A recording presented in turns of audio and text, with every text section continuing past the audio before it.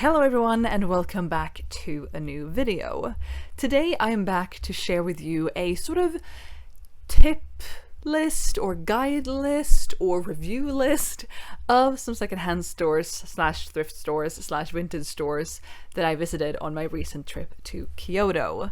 It was my first time in Kyoto. I had such a great time. It was our 5-year delayed honeymoon. It was just excellent in every single way, and I did a bit of thrifting, which you can see up in this video if you're interested. And today I'm going to be sharing a handful of thrift stores and vintage stores that I've thoroughly enjoyed, and their pros and cons, what I liked about them, and show some pictures as well. I am super excited to be making this video for you today and share with you what my experience was like and just like relive that time of my life.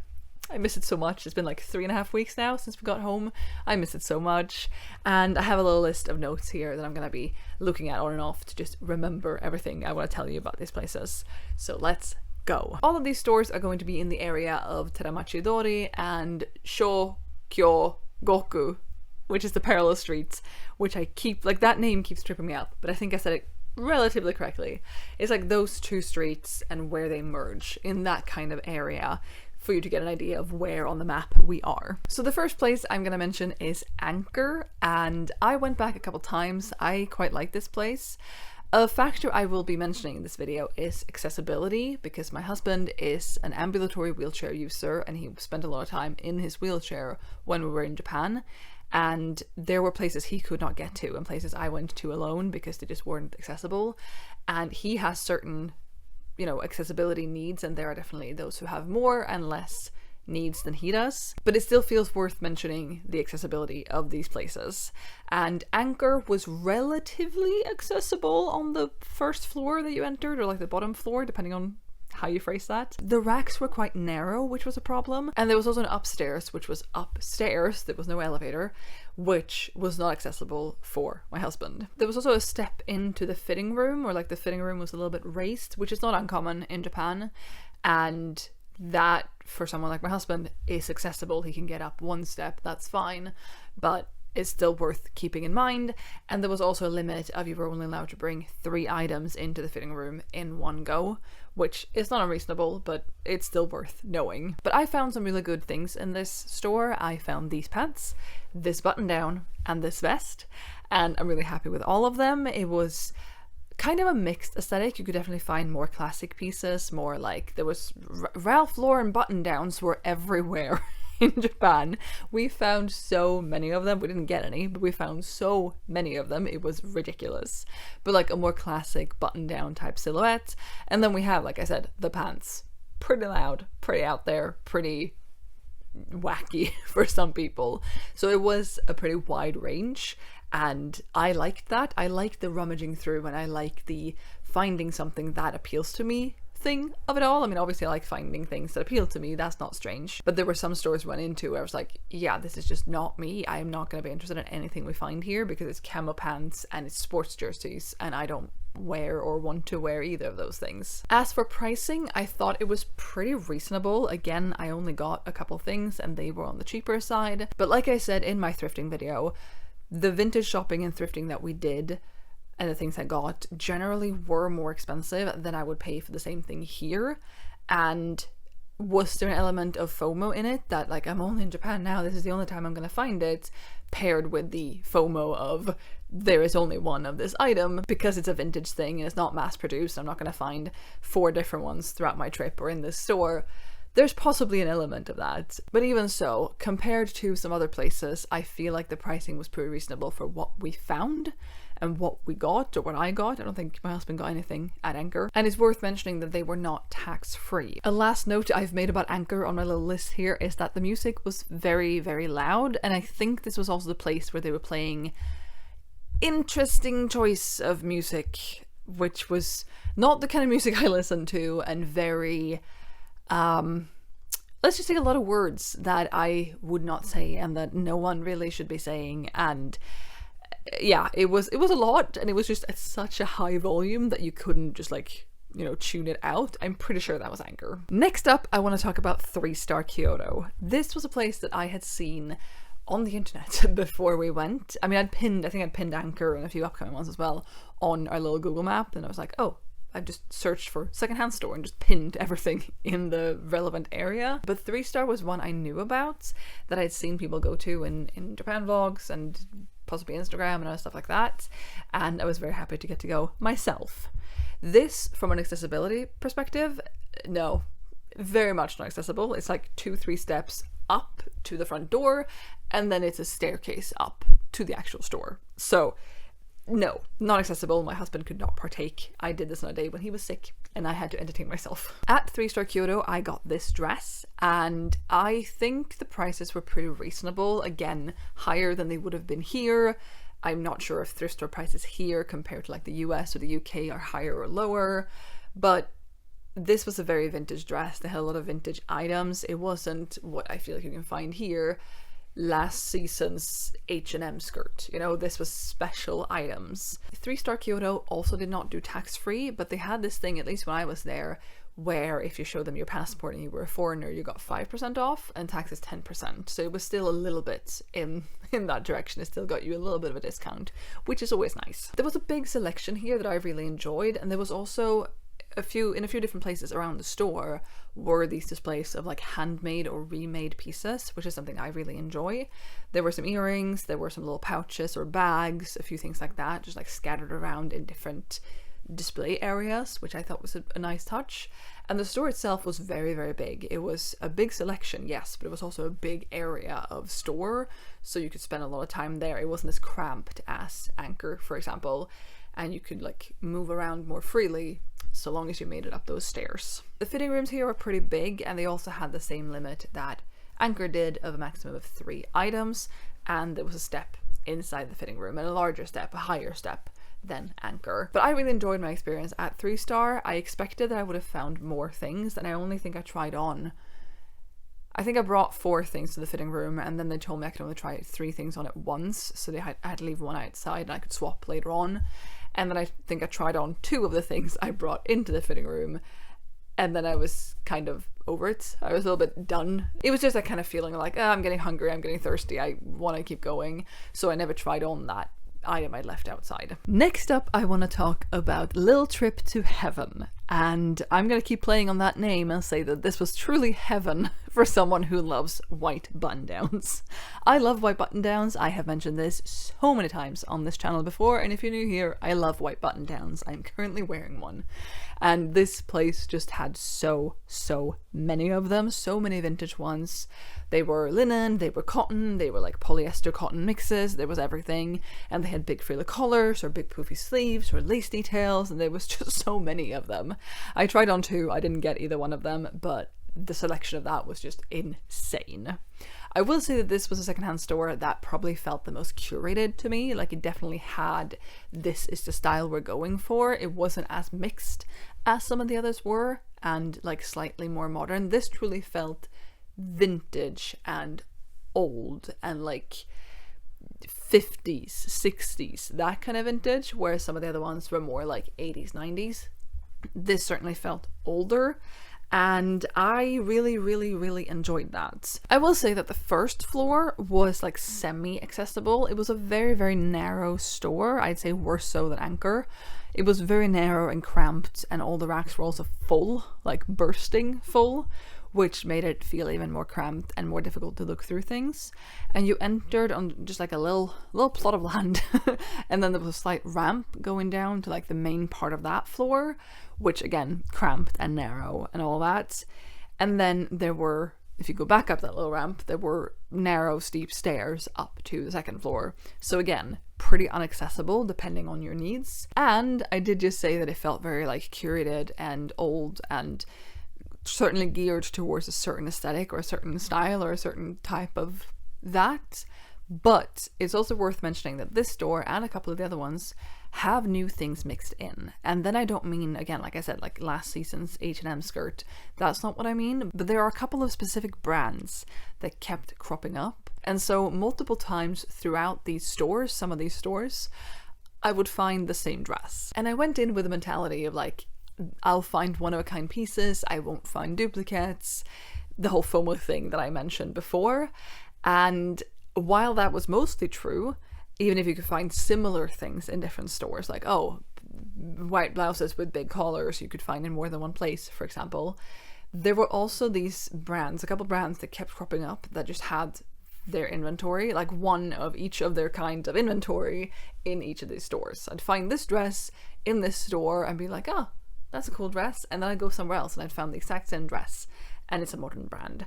That was rambly, but they were like retro inspired or vintage inspired new pieces, and I am not sure if they are made from like recycled materials and with old patterns, or if they are fully modern and like newly produced. I don't know, but that was interesting, and that did happen in Little Piece of Heaven, Little Trip to Heaven. That's the name of the store. It did happen there, that I then found the same item in other stores as well. I didn't buy anything at this place, but I got the impression that it was quite expensive. There was a white button down I tried on, I'm pretty sure it was linen, and it was like 16,000 yen, which felt like a lot for a white button down, even though vintage, even though really pretty, even though cool, you know? I also don't know if they do tax-free or not. Since I didn't buy anything, I didn't find that out. There wasn't any clear signage around the store that I could see, and I don't know if they do tax-free. The next place is probably one of my favorites, and that is Flamingo. This is the place where I got the most things.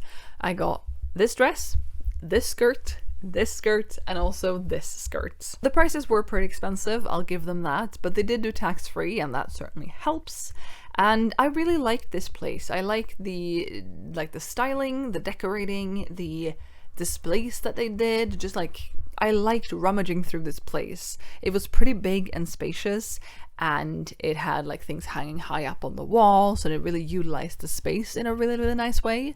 But it's certainly not accessible. The whole store is down a pretty steep staircase and not accessible in that way. I couldn't find there's an elevator either, but I really like this place from the vibes and the things I found, and the staff was really nice and all of that. I thoroughly recommend it. Next up, we have the biggest place I'm going to talk to you about, and it's called Big Time. Big Time is at the top of the name of the street that I cannot pronounce. Shikyo Goku.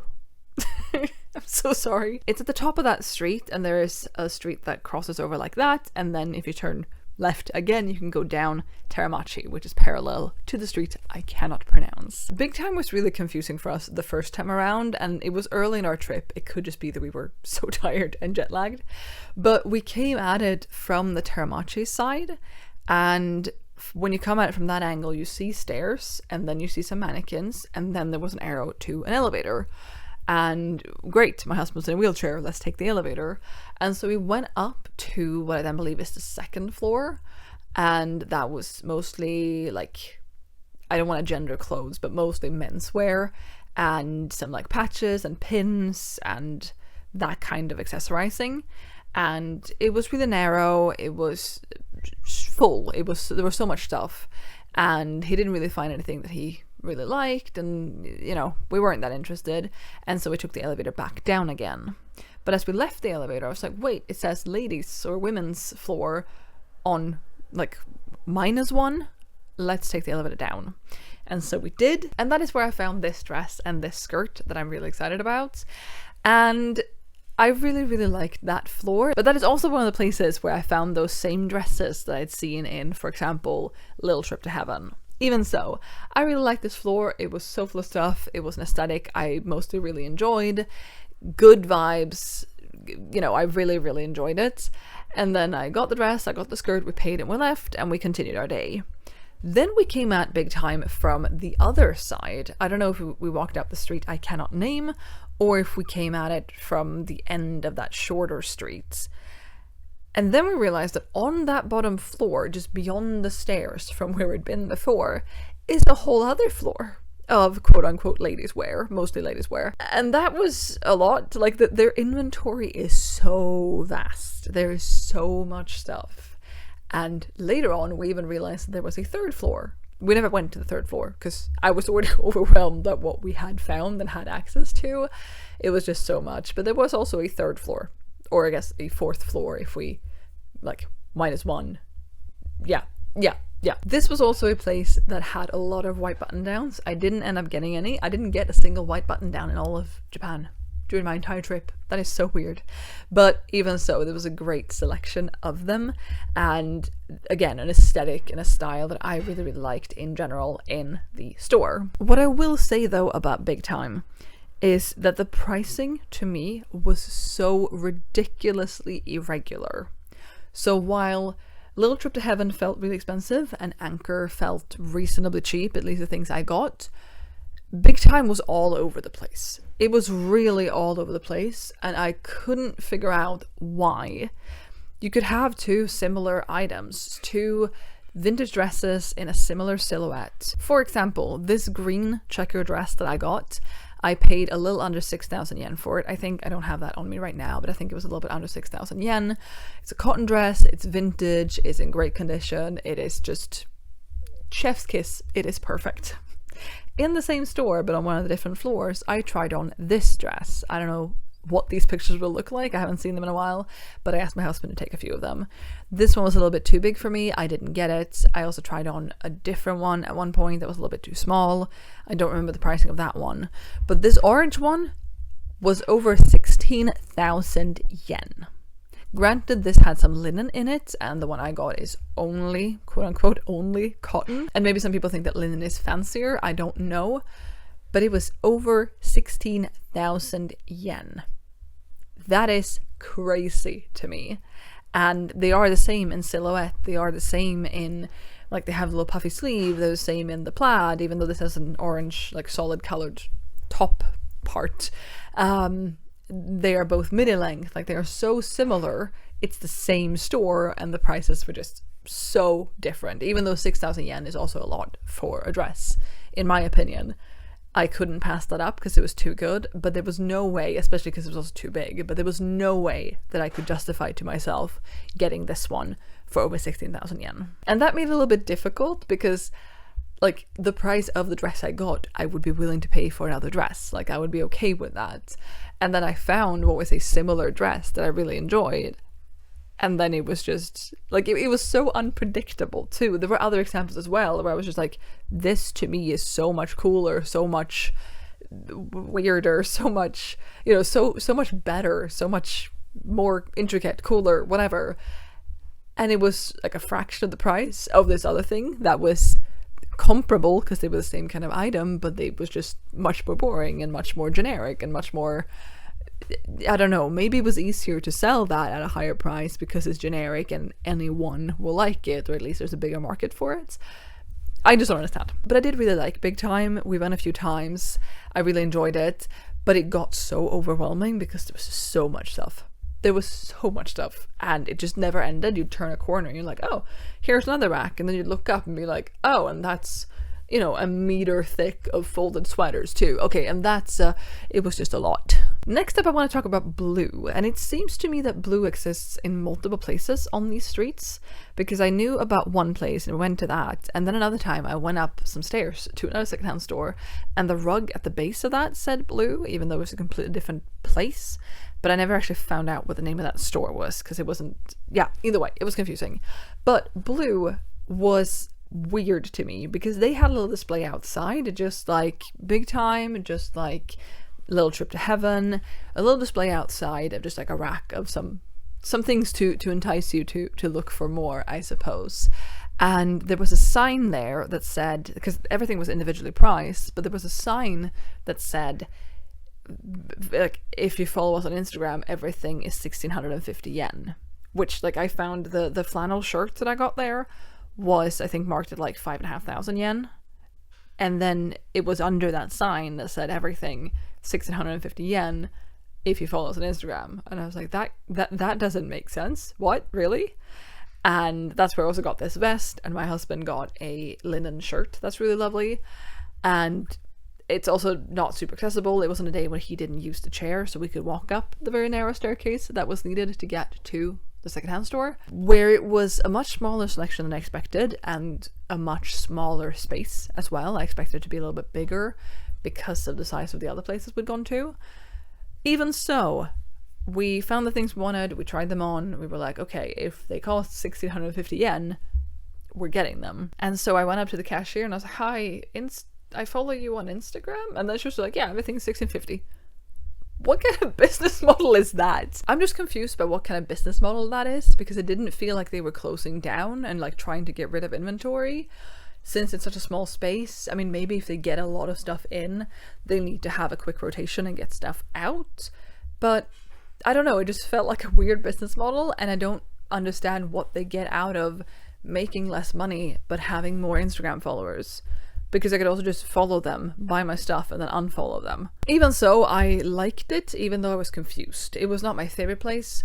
I do think it's worth checking out, but I felt like most of it wasn't really my style, which is of course something that I care about, but it might be your style, so it could be worth checking out if you're able to do so. If I personally was back there for a day, it is not the place out of these that I would prioritize going to. Now, the 7th place I'm going to talk about is Spins, and this is another one that is not accessible. That's a recurring theme, really. But this is up, I think, 2 flights of stairs, 2.5 flights of stairs, depending on how you look at it, I think, because you go up one and then you go up another one and then it's a little bit back that way, but not like a full staircase, I think. Even so, this is a place where I don't really know what to say about it, because I got this button down, this blue linen button down, for 1,100 yen. That is ridiculously cheap for a linen button down. And like, there were new things mixed in. I think this is a new store that just carries a secondhand section as well. I think it's more new, I'm not sure, but initially it wasn't really my style. I didn't really find a lot of things I liked. It was more modern, maybe. It felt more geared towards the youth, and I am old. I am 31. It just didn't really feel like a style for me, but I did find that button down. My husband found a really nice, like, hot pink checked flannel button down that is just really, really lovely, and I think his was fairly cheap too. But I don't think prices in general were that cheap. I don't think they were. I don't see why they would be. But yeah, generally it wasn't really my style, but I found that and I'm happy with it. But I can't really speak a lot of this place because I don't know, it just wasn't as exciting or interesting or curated or, you know, those things as some of the others I've mentioned, like Flamingo and Big Time, even though mostly overwhelming, and Little Trip to Heaven and so on. This was, I really can't explain it. It felt like a modern store. It felt like walking into an H&M kind of thing, but it had secondhand stuff, and I'm not sure it was all secondhand. But this was a place where I walked in, or walked up, I should say, and I looked like, oh, nothing there looks interesting, nothing there looks interesting. Sometimes when I walk into a store, I can be like, oh, this area looks like me, or oh, I'm gonna go check out all the dresses, or however the layout is. This, while I'm happy with the shirt I got, and I'm happy with the shirt that my husband got, as is he, not a place I would prioritize either if I had limited time there. But it was nice. The shop staff was really lovely, but I can't really say a lot of things about it. Maybe I should not have included it on this list. Now, I do want to make one honorable mention before I wrap this up. I've been talking for a little bit too long. There was a place where I ended up getting this purple skirt. It's called Catona, I think. I'll put it on the screen for you right now. And this is on Teramachi. I spotted it one day when we were just walking past, and it was closed, this place. And it said select secondhand, or it said something like that on it, and I was like, well, I'll put it on the map, I'll pin it, and if we come back and if there's time and if I'm interested and they're open, I'll check it out. And so on one of those days when my husband was poorly, I passed by and they were open, and I was like, yeah, this is not going to be cheap, because to me, like, selected, curated secondhand is expensive. And at this point I'd seen Little Trip to Heaven, I'd seen Big Time, I'd seen the prices that I could be exposed to, you know? And I walked in, and it has like a boutique feeling to it, a little bit more posh like that. And there's a bottom floor, it's pretty narrow.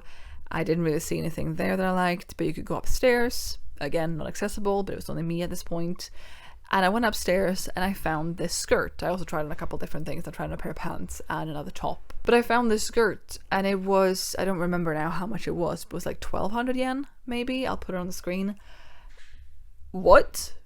Like, maybe this is a non-branded thing. I can't make out the tag. It's very cursive, the font on it. And maybe that isn't a fancy, you know, expensive brand. I have no idea.